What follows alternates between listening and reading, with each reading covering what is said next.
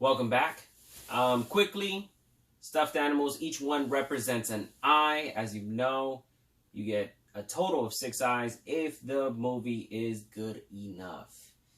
And, I mean, where's your expectations at right now? It's 20th Century Fox's last X-Men movie.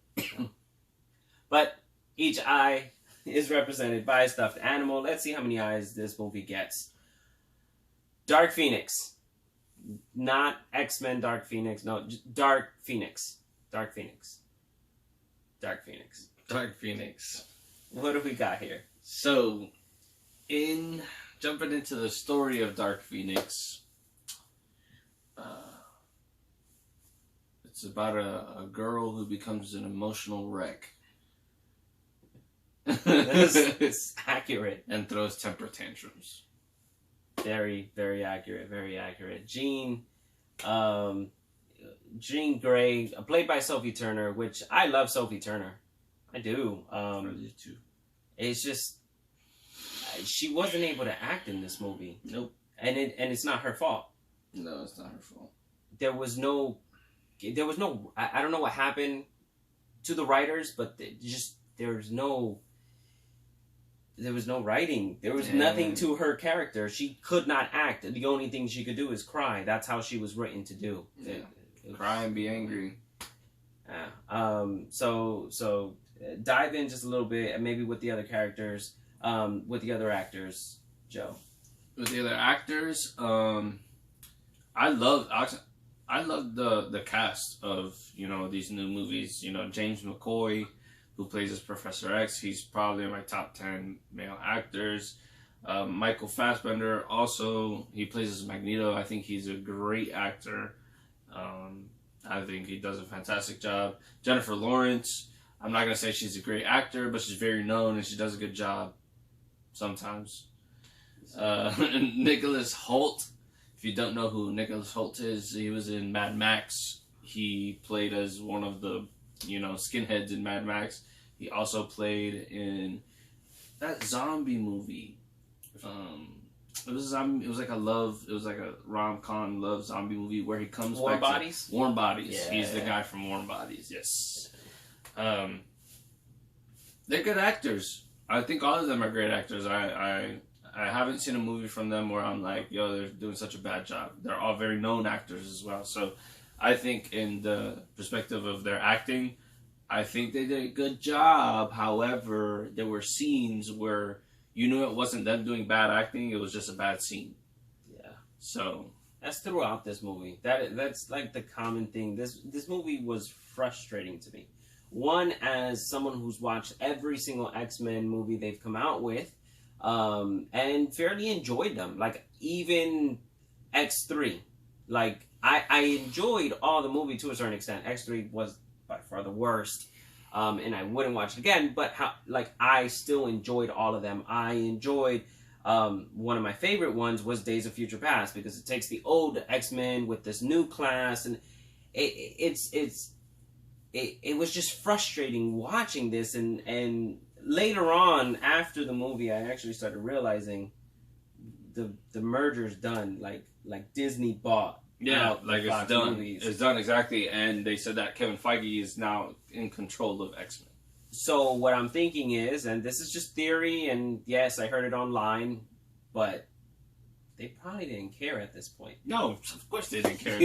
It's like, of course they didn't care. They were just trying to get a movie off. and it stinks. It stinks that this is how the last X-Men movie from 20th Century Fox, which they had something rolling. I'm not saying it was the best series, but they had something going on. Yeah, because First Class was good. Yeah. Days of Future Past was better. Way better. And then, what was Apocalypse? Apocalypse was the downfall, and then this was just the crash landing. It was bad. Yeah.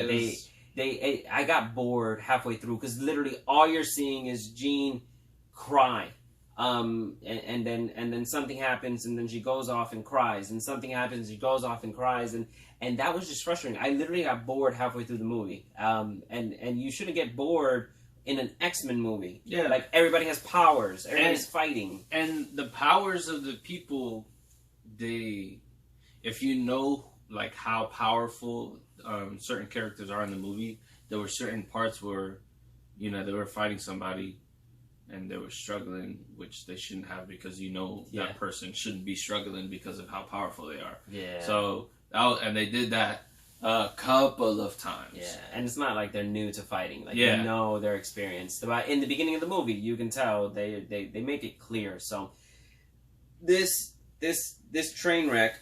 However, before that, the visuals to the movie were actually pretty cool. They were. The way they made it look was cool. Like the visuals, the color, the darkness, like it was cool. Yeah. It was. Yeah, Other than that. there are a lot of scenes I love, and maybe it's just Sophie Turner, but there are some special effects going on in her eyes when you can see the flicker the of rage. of Dark Phoenix. Yeah.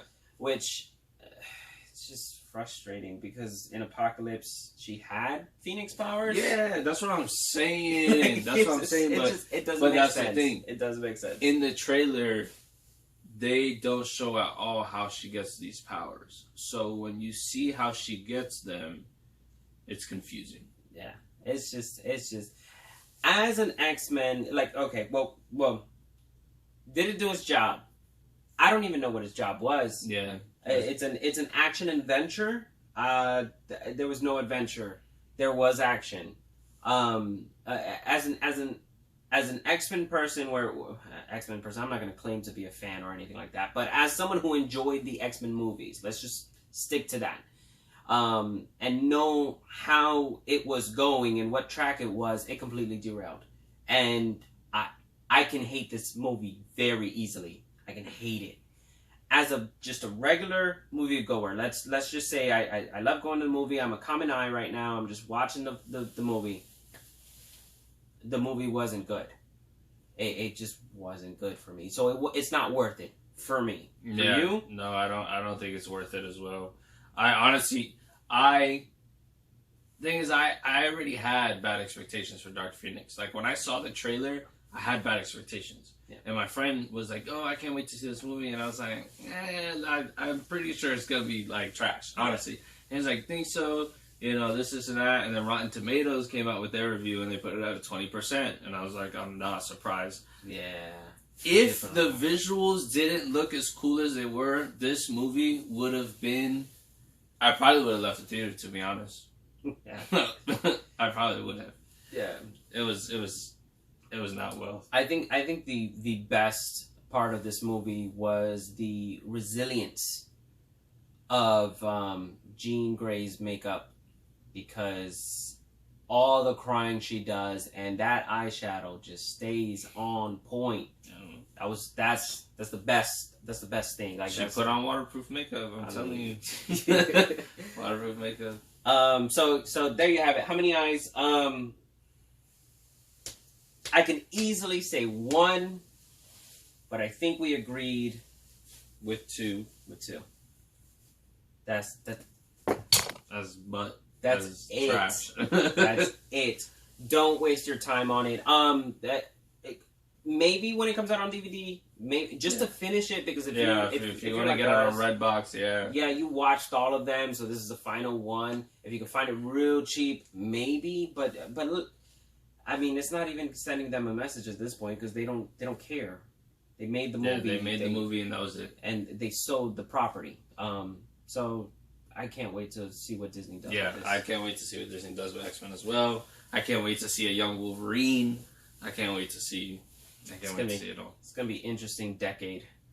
There you have it, guys. That's it. That's all we have to say. Subscribe, like this video. It really helps us out. Subscribe, share, because as you can see, we don't give spoilers. We're just here to just watch movies and say, hey, if you're on the fence, use us as a tool. We're here for you. And if we do spoilers, we'll put in the caption spoilers. Seriously. Come on. We're polite. So, there you have it. Subscribe. Thank you so much for watching. You guys have a great weekend.